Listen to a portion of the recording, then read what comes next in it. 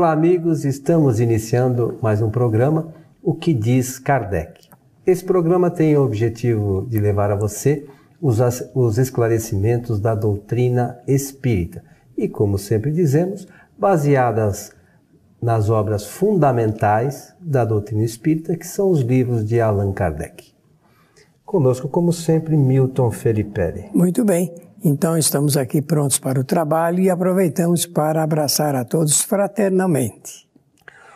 Ô Milton, encaminharam para nós aqui mais uma questão, sempre pedindo o esclarecimento doutrinário. E a pergunta é a seguinte: a influência de espíritos maus, obsessores, pode ocasionar a enfermidade física em uma pessoa?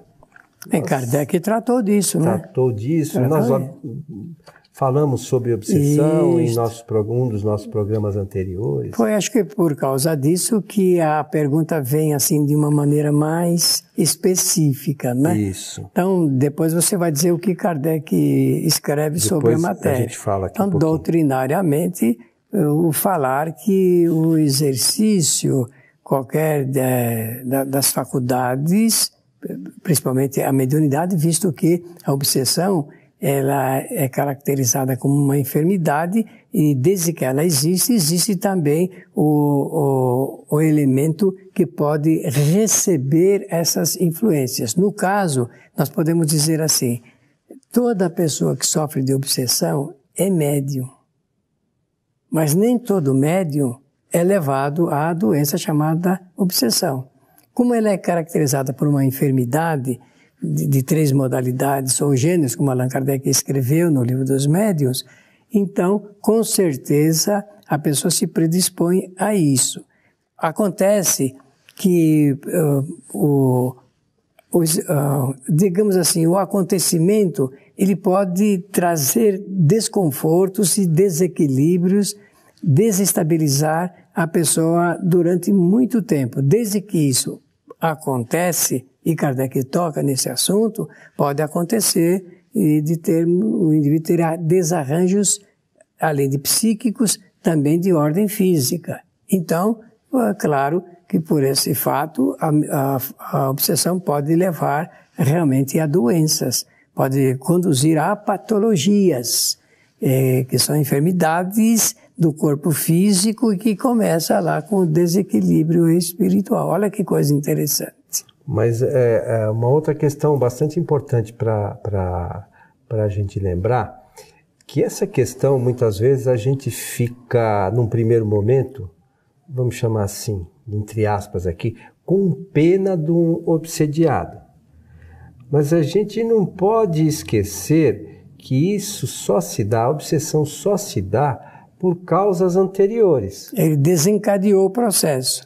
Exatamente. Então, o espírito que hoje é o obsessor desta pessoa, por certo, deve ter tido uma diferença com ela no passado, né, que está levando ao que ele cause esse tipo de perturbação nessa pessoa na presente encarnação. Isso mesmo. E, por consequência, possibilita, dá chance da sociedade como um todo e de grupos em particular exercerem aquilo que nós chamamos na doutrina espírita de caridade, desde que você possa socorrer tanto um como o outro, porque o espiritismo tem a sua forma terapêutica de tratar dessa enfermidade, da obsessão.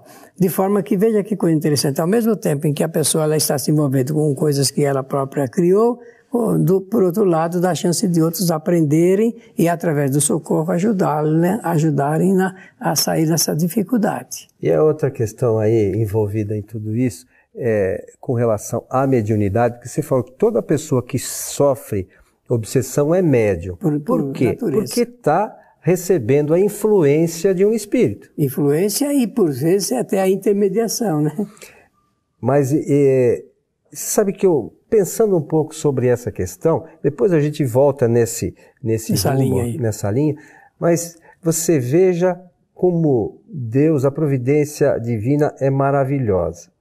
Então, nesse momento, por exemplo, que se causa obsessão, e se a pessoa que está sofrendo essa obsessão tiver um pouquinho de conhecimento, buscar o conhecimento, ela vai conseguir, em um período breve, se harmonizar com esse espírito que hoje a obsedia e continuarem os dois a sua caminhada evolutiva.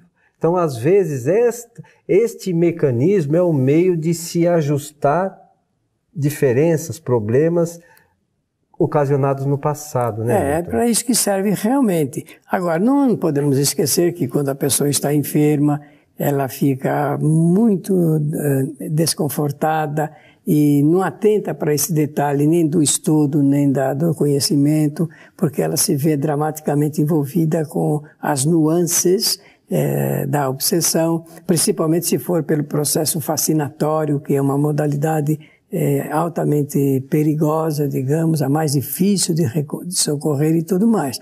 Mas ela funciona como um bem. No geral, ela é realmente um mecanismo por onde os espíritos conseguem, então, evidenciar toda a problemática de outras encarnações e desta encarnação, e através desse exercício, desse atrito, vamos dizer, vai se apurando e depurando muita coisa. E lembrar também, né, Milton, que além de causar enfermidades, em alguns casos pode levar o obsediado até o suicídio. É, isso mesmo. E a loucura também, como se diz na ciência. O Dr. Adolfo Bezerra de Menezes, quando estava vivo, eu penso que lá de 1890, mais ou menos, ele escreveu um livro, na qualidade de médico, que ele era médico. Ele escreveu um livro chamado A Loucura sob o Novo Prisma. Esse livro é editado no Brasil pela Federação Espírita Brasileira, o departamento editorial da FEB. E ele é muito importante porque o Bezerra, nessa ocasião, vai dar respostas a médicos materialistas que achavam que o exercício da mediunidade ou da doutrina espírita conduzia o indivíduo à loucura. E o Bezerra, então, vai mostrar o que é realmente a loucura sob o aspecto da ciência e como que o Espiritismo encara esse assunto ligado com a vida do espírito, que não tem nada a ver com a vida do corpo. Porque o corpo ele pode estar desarranjado, avariado, mas o espírito se mantém incólume. Vamos só, Milton, pegar aqui. Há uma referência sobre essa questão no livro A Gênese, de Allan Kardec, no capítulo 15, no item 35, para quem quiser depois fazer a leitura, que diz o seguinte: os obsidiados e os possessos pareciam ter sido muito numerosos na Judéia ao tempo de Jesus, o que lhe dava a ocasião de curar a muitos. Os maus espíritos tinham, sem dúvida, invadido esse país, causando uma epidemia de possessão. E aí tem uma referência do capítulo 14 deste mesmo livro, no item 49, que explica essa questão que, por vezes, há locais onde grupos de espírito obsediam o grupo, né, residente naquele local. Sem ser um estado epidêmico, as obsessões individuais são extremamente frequentes e se apresentam sob aspectos muito variados, que um conhecimento aprofundado do espiritismo faz facilmente reconhecer. Elas podem, frequentemente, ter consequências deploráveis para a saúde, seja agravando as afecções orgânicas, seja determinando-as. Incontestavelmente, serão classificadas um dia entre as patologias requeridas, pela sua natureza especial, de meios curativos especiais. O Espiritismo, fazendo conhecer a causa do mal, abre um novo caminho à arte de curar e fornece à ciência o meio de triunfar ali onde ela não fracassa. Frequentemente, senão por falta de atacar a causa primeira do mal. Então também que isso é no um livro fator de ordem moral. Essa causa primeira aí, Kardec é o fator de ordem moral. E aí ele faz uma referência do capítulo 23 do livro dos Médiuns. Por favor, mantenha ainda o livro aberto. Leia novamente o início desse último parágrafo aí que você leu. Sem ser um estado epidêmico, essa parte? Sem ser um estado epidêmico, as obsessões individuais são extremamente frequentes e se apresentam sob aspectos muito variados. Muito bem. Então, o que ele quer dizer aí? Que a obsessão, como uma enfermidade de origem espiritual, ela é muito recorrente, frequente no nosso estado atual da humanidade. Que estado é esse? É o estado do aprendizado em que o espírito ele precisa trabalhar mais do ponto de vista do conserto da moral. Moral são as regras que nós estabelecemos. E nós vivemos num planeta onde o gerador de todos os desequilíbrios é o egoísmo humano. Por egoísmo, nós realmente desenvolvemos atividades que levam ao sentimento de vingança, de ódio, de ciúme, de inveja. Olha, convenhamos, esse é um prato cheio para esse assunto ligado com uma enfermidade que nasce com um conteúdo forte de relacionamento moral. É exatamente aí que nós devemos prestar bastante atenção. E, Milton, o que você acha do seguinte? Nós todos estamos aqui num planeta de provas e expiações. E todos, ou pelo menos a grande maioria, tem problemas do passado com espíritos. Então, todos estamos sujeitos, de alguma forma, a sofrer esses problemas de obsessão. Como que conduta seria ideal para que a gente, de alguma forma, se desvencilhasse disso? Bem, então, antes de oferecer essa ideia sugestiva, que é bastante doutrinária no Espiritismo, dizer que não há na face da Terra nenhum ser, nenhum espírito encarnado que não tenha pendências do passado.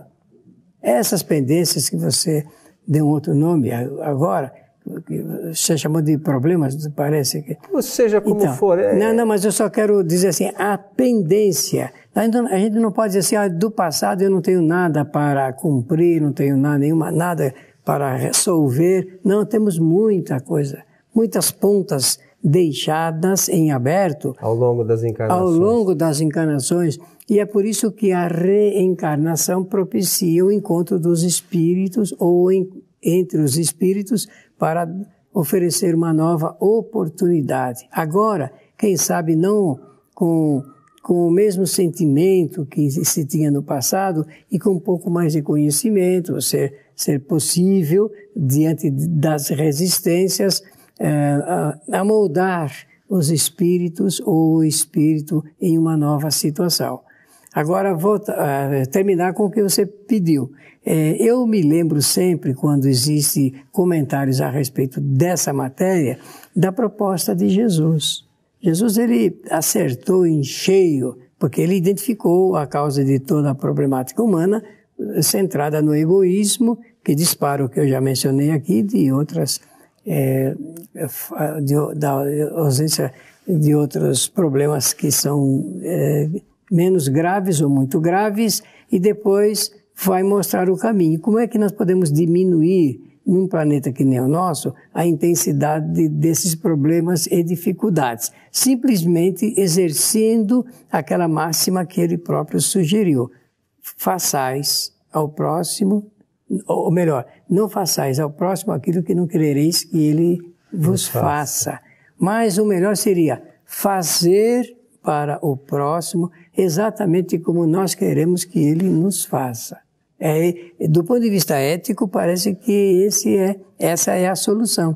É agir do ponto de vista moral, porque moral é a relação, é a regra de relação entre os homens, que se promova com todas as atitudes voltadas para o bem, porque eu penso, todos os seres querem o bem para si. Eu penso, às vezes, um pouco nisso, de todos os bens, de todos os espíritos, né, quererem o bem para si. Eu acho ainda, Milton, que nosso planeta ainda se encontra um espírito num estado tão ruim, não sei se é essa a melhor palavra, em termos de evolução, que eu nem sei se eles conseguem saber o que é melhor para eles. Bom, eu penso assim, do ponto de vista da ética, para os maus, a ética é um bem para eles. Não, sempre vai ser, né? Não é isso? E do outro lado a mesma coisa. De forma que os espíritos maus propõem o mal porque acham que o mal é um bem para eles. Que é a única coisa que eles sabem fazer. Que eles conhecem. Porém, filosoficamente, ao longo do tempo, nós aprendemos a fazer a distinção, a distinguir entre o bem e o mal, e adotar o bem como procedimento natural para uma boa organização familiar e social. Temos que pensar muito nisso, né, meu? Temos que pensar. Refletir um pouquinho, porque senão nós vamos ficar dando voltas aí, encarnações, e vamos e voltamos, e vamos e voltamos, e nada acontece para a nossa evolução, né? Nós somos morosos para entender, perceber e agir. Diferentemente de espíritos da estatura espiritual de Jesus, que foram mais rápidos no aprendizado, nas decisões e nas ocupações. Nós ainda estamos, por vezes, pensando se aceitamos ou não aquela ideia, que é uma ideia maior, melhor, no campo da evolução. Nós estamos engatinhando ainda, mas é assim mesmo que funciona a lei de evolução. Alguns caminhos mais rápidos, né? Como o caso de Jesus. Hoje, esse espírito está há 2000 anos na nossa frente em matéria de aprendizados novos, de trabalhos novos, e nós aqui estamos ainda discutindo as historinhas que ele contou, não é isso? E que são 32, 33 que estão escritas lá no Novo Testamento. Estamos discutindo as historinhas que Jesus contou. E ainda não entendemos direito.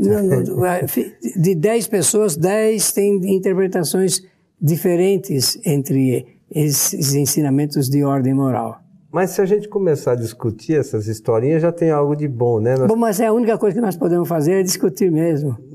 É difícil, né? É a única coisa, porque nós não temos ainda um conteúdo, um reservatório de conhecimento que nos dê condições de entender rapidamente o que está. Você está com um livro na mão, obra escrita por Allan Kardec em 1868, publicada no dia 5 de janeiro de 1868, um ano antes dele desencarnar, que é um livro portentoso para nós. O livro A Gênese é um livro simplesmente notável de investigação, de esclarecimento. E quantas pessoas adotam esse livro realmente para entenderem o funcionamento das leis naturais?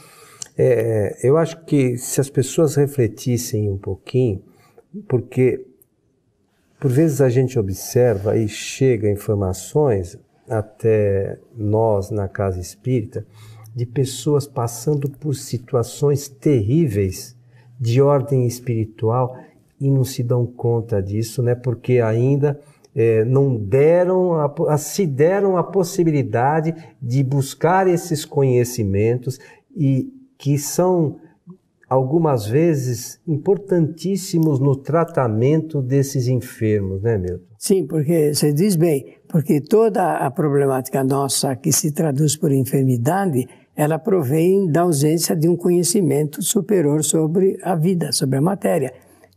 A matéria que eu digo é o objeto de estudo da doutrina espírita.